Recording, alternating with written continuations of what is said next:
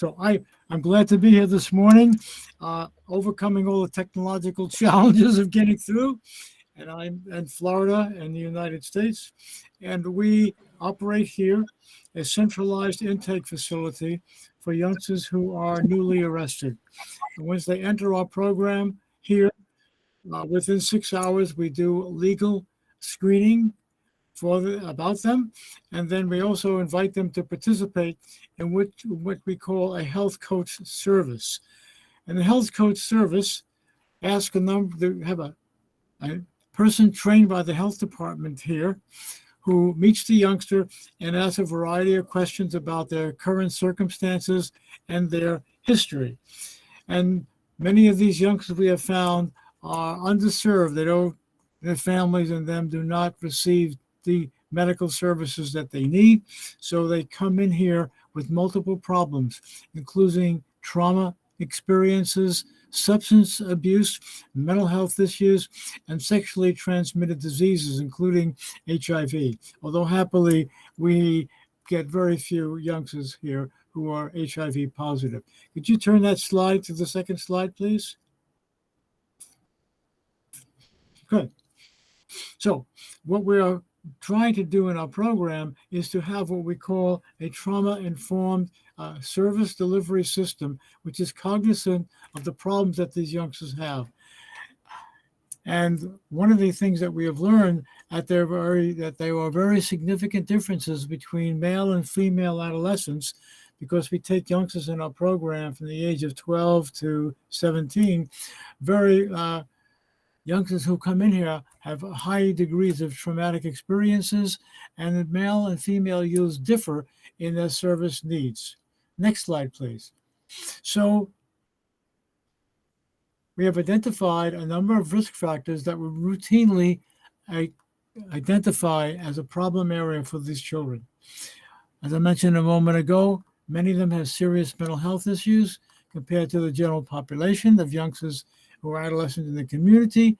They have significant family problems, particularly family member involvement in alcohol or other drug use, biological parent having spent time in jail or prison, personal substance use, being a victim or perpetrator of bullying, sexual risk behavior. By that we mean, among other things, being STD positive in our urine tests, and also indicating that they have multiple sexual partners.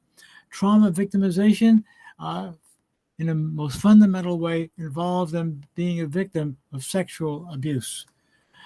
Also, youngsters come in, a sizable percentage of the girls report having a minority sexual orientation, that is being lesbian, gay, or bisexual. This is not a function of them having, they're being problematic, but the sexual orientation issues are exacerbated by the response of members in the community, including their families, foster care placement, peers in school who reject them. And so they experience very significant trauma issues related to that. Next slide, please.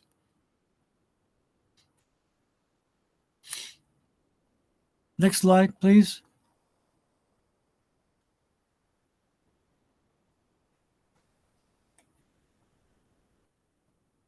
So let me talk about the project setting. The project setting is in the Juvenile Assessment Center that I mentioned a moment ago. And the collaboration that operates here is between ourselves as a nonprofit service provider, the Hillsborough County Sheriff's Department, and associated police jurisdictions, plus the State Department of Juvenile Justice. And during the intake process, we do psychosocial screening, but we also do some biological testing for HIV, urine analysis testing for drug use, and for STDs. The STD rates come out to be pretty high month after month. We find about 15 to 17% of the girls are STD positive for either chlamydia, gonorrhea, or both diseases, and compared to the boys, about 8%. And the HIV rates are very low, but we have encountered a number of them. If a youngster turns up STD or HIV positive, the Department of Health is notified by the laboratory that does the testing for us, and they are required to go out and seek the youngster to provide treatment for them. And the health coaches are trained by the health department to follow the health department protocol in doing their work. We also find that the youngsters have repeatedly elevated levels of depression as they're coming through this program. If a youngster turns up with a high level of depression who are positive for drugs or STDs, then they are referred to an on-site therapist for rapid follow-up care. Next slide, please.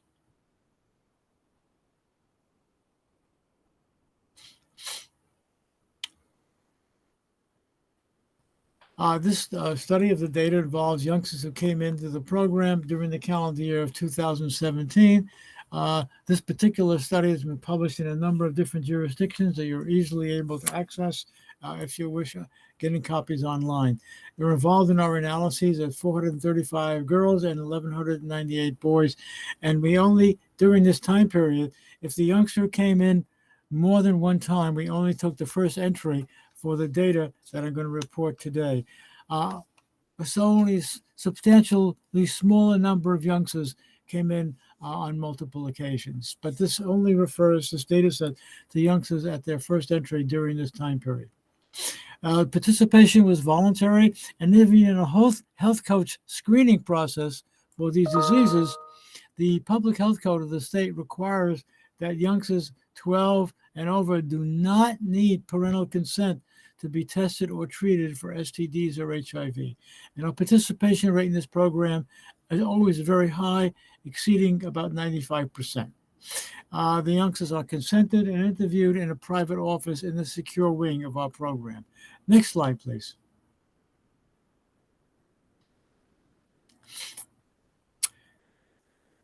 So we collected a variety of measures on these youngsters: age, biological gender, race, ethnicity, living situation. Most youngsters did not live with both biological parents. Only about 12% do. On the other hand, about a third of the youngsters live with their mother alone, their birth mother alone. And we've coded that variable to be birth mother or other living circumstance. We also asked if the youngsters had family problems, that is, a family member having problems with alcohol, other drug abuse, or biological parents spending time in prison. And we were limited in our data collection for using the time frame to collect all the information that we like. In some cases, to only one question because of time limits. When a youngster enters our program, we have 6 hours to do all the legal functions of paperwork and then to do the screening. So that limited our ability to ask very detailed questions on a number of areas. And we focused on the ones that we felt were very significant, depending on our previous experience, both in this program and related programs in our community.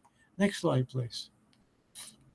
We measured drug use by the urine test analysis.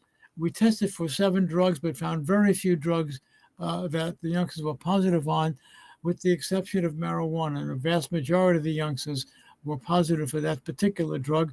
And the cutoff level for the positive test was 50 nanograms per milliliter of urine. So we dichotomized this variable for analysis, 1 for being positive and 0 for being negative. We also measured substance use by a self-report measure developed by Texas Christian University, in which the youngster reported the use and the effects of use during the previous 12 months. And the questions that we used, that was on the form, was reflecting the DSM-5 criteria for substance abuse. So we had a score range from no disorder, mild disorder of substance use, moderate level of problems, or severe level of disorder. Next slide, please.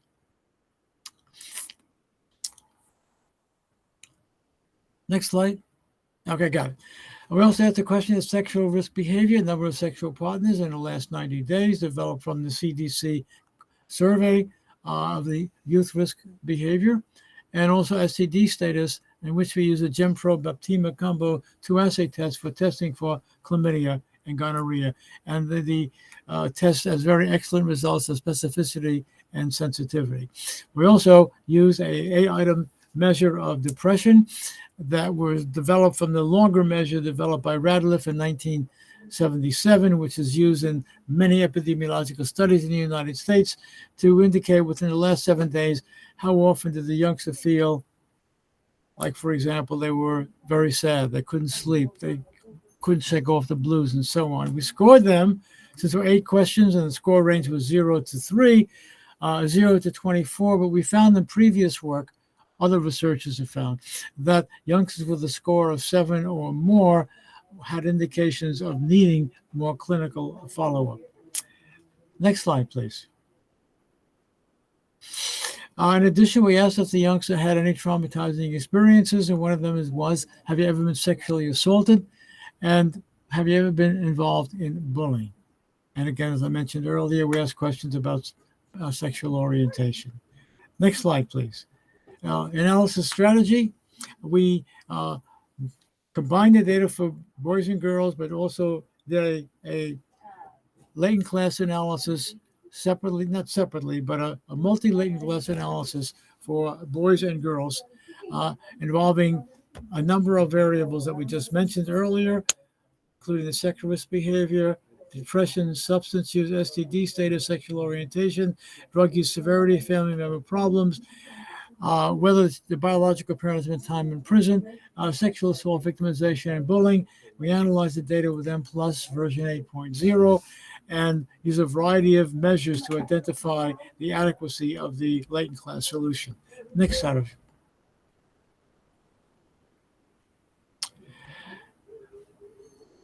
We found that there was relatively low amounts of missing data with the exception of STD and the urinalysis for marijuana use. We found that missing data for the two were highly correlated, but this was a function, an artifact of the preparation for the testing procedures, because we took the urine specimen from the youngster that was provided to us at the Jack Center and split it. Half was tested for drugs and half was tested for STD. So that was not an indication of missing, not at random.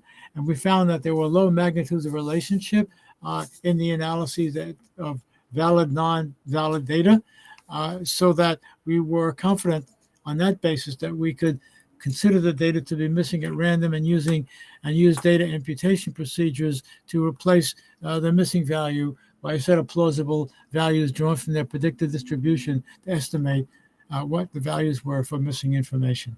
Next slide, please.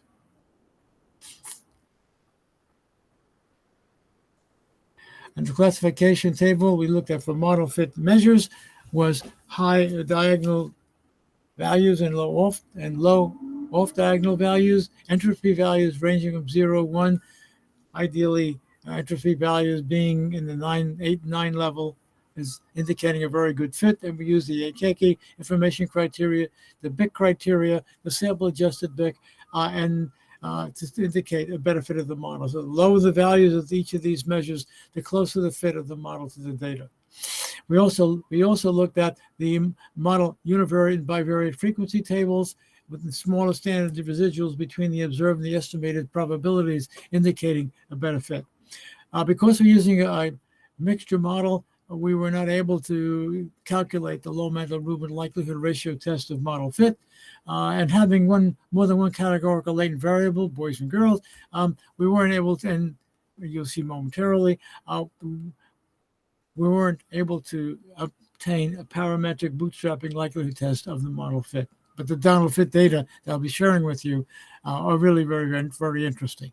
In addition, of course, and very importantly, that the results indicate substantive meaningfulness of the latent class solution to the kind of question that we had to see what risk factors existed for boys and girls and how similar or different they were. And the results are very dramatically different. Next slide, please. This is the figure summarizing the graphic representation of our analyses. We looked at a multi-group male, female, birth, gender, latent class analysis of these trauma health risk factors that include number of sexual partners, elevated depression, marijuana positive, STD positive, sexual orientation, drug use severity, family member alcohol use, family member drug use, biological parents spending time in jail or prison, sexual assault experience or involvement in bullying. We see there's some very big differences between the boys and the girls in terms of the characteristics. and I'll share the summary with you in a moment, that the male youth was slightly older than female youth. A larger percent of females were white than males. Females reported larger percentages of family problems than the males did. Females had a very much higher STD positive rate than the males. And you can see in the slide here that the positive rate for the girls was 12.1% versus 6.4% for the boys. On the other hand, the males reported larger average number of 3-month sexual partners than did the females, and the females had higher elevated depression rates. And you'll see here the elevated depression. 21% of the girls had elevated depression, as against 6% of the boys. A pretty dramatic difference. And we have found these differences, individual variable differences, over and over again in our work. So, in addition to high depression levels in the males, a larger percentage reported minority sexual orientation, higher rates of being sexually assaulted, and greater involvement in bullying than males. We looked at a variety of the FIS statistics, as I mentioned earlier. We did find that there was a very high, please, next slide, please. Next slide, please. Next slide, please. Thank you. Now, these are the summary statistics of the latent class analysis, and we see here that the entropy values, which is the precision and goodness of fit, clarity of classification, that we have as we go from 1, 2 to 3 classes, and we couldn't estimate reliably 4 classes given the nature of the data that we had. But you see here there's an increasing reduction, if you will, of the value for Akaki AIC as we go from 1 class to 3 class solution. Similarly for the Bayesian BIC, which is kind of a more frequently used indication of goodness of fit. 1 class is 201, 20,110.8, and that decreases to 18,936.74 for 3 classes, and similarly going from 1 to 3 classes, we see a reduction in the sample size adjusted BIC. The entropy values are very high. 0.8 is considered to be an excellent entropy value for the clarity of the solution. And looking at the data, we found that it was the 3-class solution had a very high entropy value and had a very clear indication of similarities and differences between the boys and the girls. So let me go through that with you here. This is the girl solution. There was clearly, for almost all the risk factors, a linear trend in the prevalence of risk, progressing from low risk from moderate to high risk for the girls. So there was a constellation of these risk factors showed a consistent movement in increasing direction of higher risk. And the higher the risk, the smaller the number of girls in numbers and proportion who had that problem. But we weren't talking about subsets of these problems for the girls. It was just a linear trend of these factors being similarly related to each other over time. An important factor is that the various risk factors clustered together among the girls. 3% of the girls were in the elevated risk group, 37% in the moderate, and 60% in the low risk group. And the 3 groups accounted for relatively 1%, 10, and 60% of all youth involved in the study. And for the boys, we found some very differentiated patterns in the data. And that is, there was one subgroup of male youth, 18% of all cases and 24% among males, who reflected elevated depression, family problems, particularly biological parents spending time in jail or prison, sexual assault victimization, and involvement in bullying. And there was another male subgroup accounting for 7% of all cases and 9% of male use, reflecting marijuana use and involvement in sexual behavior with a higher average number of sexual partners in the past 3 months and a high STD positive rate. And another male subgroup accounted for nearly half of all youth in the study, and 67% of the male youth had generally lower levels of prevalence on the various risk factors than the other 2 male risk groups. Interestingly enough, even though the higher risk group elevated with various problems and risk factors represent a small percent of each of the gender groups, their rates of involvement in delinquency and problem behavior over time is substantial. And that's something that is very much needed for program providers to be aware of for differential services for the boys and girls. Next slide, please. Next slide. Next slide.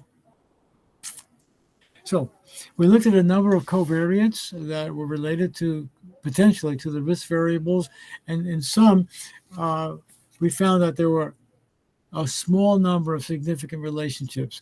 Very few of them rose to the level of explaining more than 10% of the variance separately for both the boys and the girls. So we did not consider these covariates to be significant factors in influencing the various latent classes. Next slide, please. So, what is our conclusion? The results provide clear answers to the research questions that informed the study. There was heterogeneity in the experiences of the justice-involved youth. There were distinct subgroups of male and female youth reflecting different combinations of the trauma and risk behaviors. The subgroups differed in prevalence in the two gender groups, with the lower latent class subgroups for males and females accounting for the largest proportion of the sample. On the other hand, the elevated risk subgroups for females and the marijuana use and sexual risk behavior subgroup for the males accounted for the small proportion of each gender group, but they appear to demonstrate the most troubling victimization experiences and exposures to violence, with the portent of future problems in the absence of services for future problems to continue in these areas. We had a number of limitations. The nature of the sample was in one jurisdiction. It'd be nice if other people and researchers try to replicate what we've learned in our particular jurisdiction. The biological test results were really providing accurate data, but there were measures in addition to that that was based on self-reports that were limited to, in a number of cases, dichotomous items due to the limited time frame we had to interview the youths in our health code service. But the report of the youngsters on their parents and family having drug problems and biological parents spending time in prison are staggeringly high, and it sort of indicates the family background concerns that the youngsters present when they enter a justice system involved facility following their arrest. And of course, our analyses were based on cross-sectional data, so we could not make any statements about the causal factors that may be involved in these relationships. Next slide, please.